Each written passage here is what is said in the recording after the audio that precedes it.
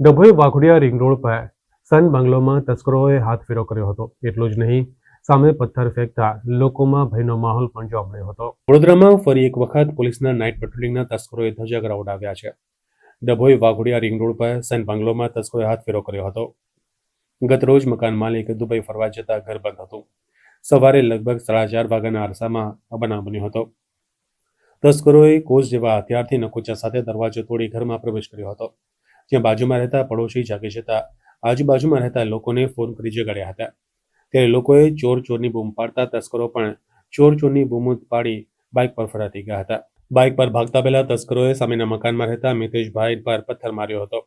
સોસાયટીના રહીશોએ પોલીસને જાણ કરતા કપરાઈ પોલીસ સ્થળ પર પહોંચી હતી અને મકાન માલિક નહીં હોવાથી જાણવા જોગ ફરિયાદ લીધી હતી. અને જે ઘરમાં ચોરી થઈ છે એ મારા સાડુભાઈ છે, સુધાકરભાઈ છે, અને ગઈકાલે જ દુબઈ ફરવા માટે ગયા છે. અને મને સવારે 5 વાગે 4:30 થી 5 ની અંદર સામે મિતેશભાઈ એમનો મારા પર કોલ આવ્યો હતો. અને પછી મેં અહીંયા આવીને તપાસ કરી તો હજુ સુધી મને કંઈ ખબર નથી કે અંદર શું ગયું છે. એમને મેં કોલ કર્યો છે પણ હજુ સુધી કોન્ટેક્ટ થયો નથી. હું પરેશ કાછિયા, સુધાકરભાઈનો પડોશી છું. એમનો 47 નંબર છે, મારો 46 નંબર છે. સવારે મારી મોર્નિંગ શિફ્ટ હતી એટલે મોર્નિંગમાં જવા માટે સવારે ઉઠ્યો તો બાજુમાં થોડો અવાજ આવતો હતો. એટલે પછી નીતેશભાઈને ફોન કર્યો અને બાજુમાં રમેશભાઈને ફોન કર્યો. પછી ખબર પડી કે ઘરમાં ચોર રહ્યા છે. બહાર બાઇક પડેલી હતી અને અમે ચોર ચોરની બૂમ પાડી એટલે બાઇક પર 2 જણા ભાગી ગયા.